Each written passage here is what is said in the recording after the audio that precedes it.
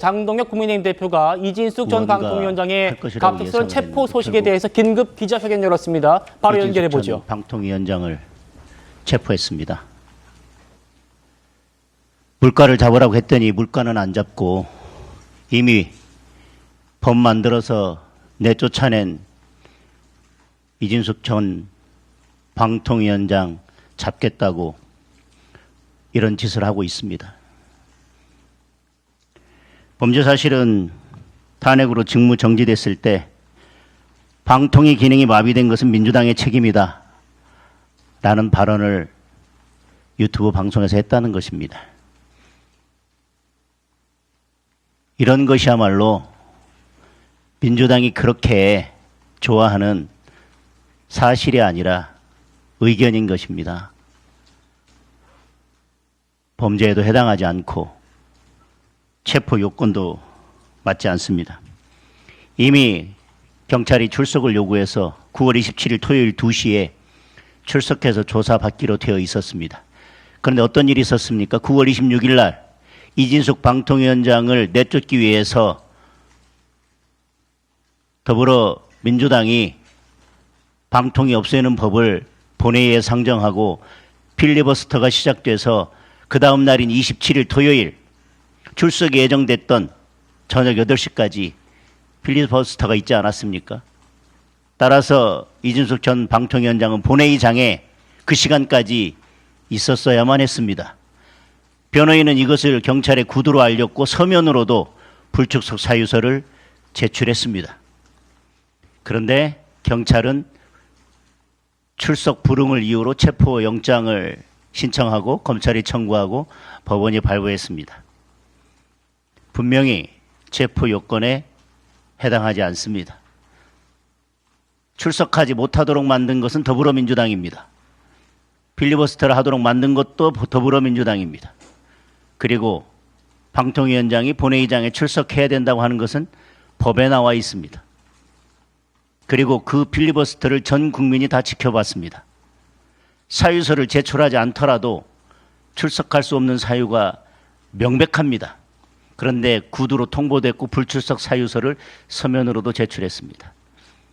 여기서 반드시 한 가지 확인하고 넘어가겠습니다. 만약에 구두로 출석할 수 없다는 사실을 통보받았다는 수사보고서 그리고 서면으로 제출된 불출석 사유서를 수사 기록에 첨부하지 않고 체포영장을 신청하고 청구했다면 모두 다 직권남용죄로 처벌받아야 마땅합니다. 그런데 그런 수사 보고서와 불출석 사유서가 첨부돼 있음에도 불구하고 영장을 신청하고 청구하고 발부했다면 신청하고 청구하고 발부한 모든 사람이 직권남용죄로 처벌받아야만 합니다.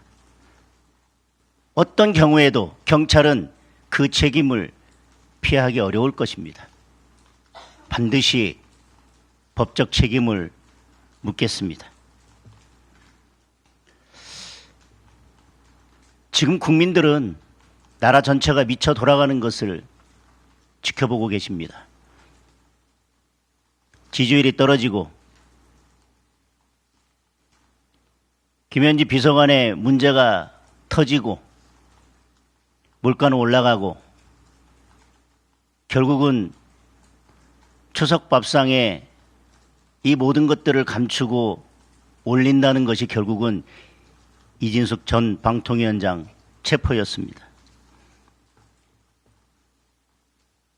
민주당 의원이나 민주당 인사가 연루된 사건들은 지금 계속 무혐의, 무죄가 나고 있습니다. 민주당 돈봉투 사건, 울산 선거 개입 사건 전부 다 무죄나 무혐의가 나고 있습니다.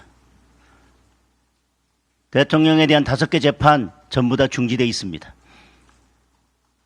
그런데 야당에 대해서는 요건에도 맞지 않는 체포를 추석 연휴를 바로 코앞에 두고 이렇게 무도하게 감행을 하고 있습니다. 검찰이 이러니 검찰청이 폐지되는 겁니다. 사법부가 이러니 대법원장을 내쫓겠다고 하고 사법부를 내 마음대로 하겠다고 하는 것입니다.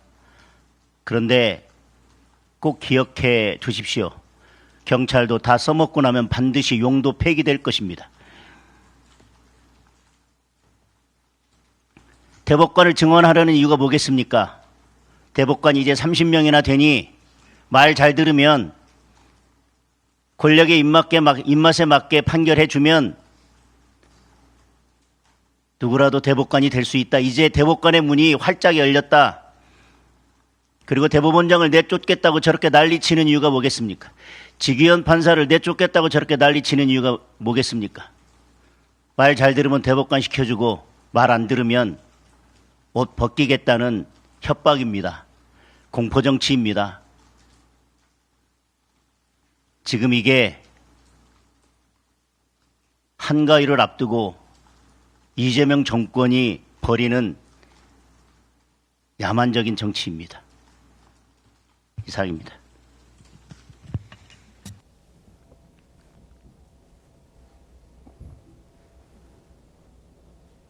자, 지금 국민의힘 장동혁 당대표가 4시쯤 1시간 35분쯤 전격 집행된 이진숙 전 방통위원장에 대한 체포영장에 대해서 당의 입장을 밝혔습니다.